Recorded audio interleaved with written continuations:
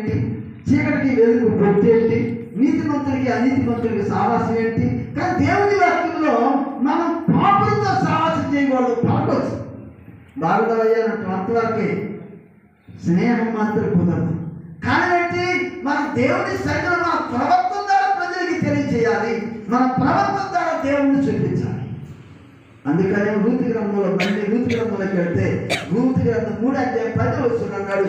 అప్పుడు దాన్ని చూసినటువంటి బోయాజు అన్నాడు, బోయాజు రూతుతో కుమారి, మొదట నీ సత్ప్రవర్తన కంటే ఎందుకంటే సత్ప్రవర్తన మంచిది ఎక్కువైంది అన్నాడు.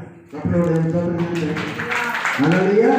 మొదట సత్ప్రవర్తన మొదట అప్పుడు చూశాడు, అప్పుడు చూసిన దానికి రెండోసారి వచ్చి చూసిన దానికి ఆయన మొదట దానికంటే ఎక్కువ సత్ప్రవర్తన కలిగి ఉన్నాము. అంటే మన ప్రవర్తన రోజులు గడిచిన కొద్దీ పెరుగుతూ ఉండాలి కానీ తగ్గిపోకూడదు. అప్పుడు దేవుని దీవెన మనకు వస్తుంది. అబ్రహాముతో చెప్పినటువంటి మాట, అబ్రహాము దేవుని నమ్మాను, అది నీతిగా ఎంచబడను. కనుక మనం ఏం చేయాలంటే మన మాటలో కరెక్ట్గా ఉండాలి.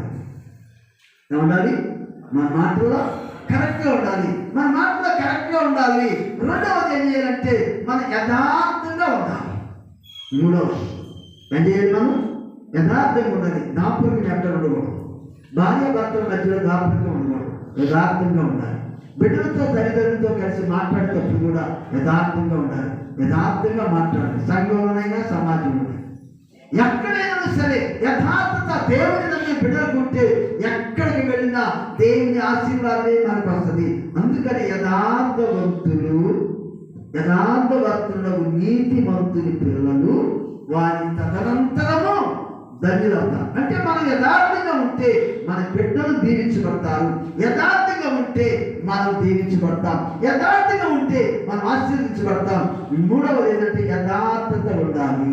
యథార్థం లేకుండా ఎన్నో కుటుంబాలు పాడైపోతాయి.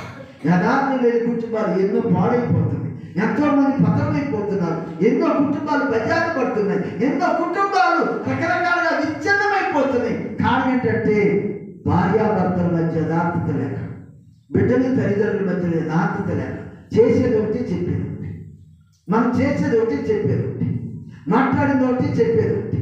కానీ ఈ యథార్థత అనేటువంటిది మన కుటుంబంలో ఉంది, దేవునిలో ఉంటే దేవుడు తప్పక మనల్ని దీవిస్తాడు. యథార్థవంతులు వెలుగు తేజవీరుడు అని సామెతల గ్రంథంలో రాశాడు.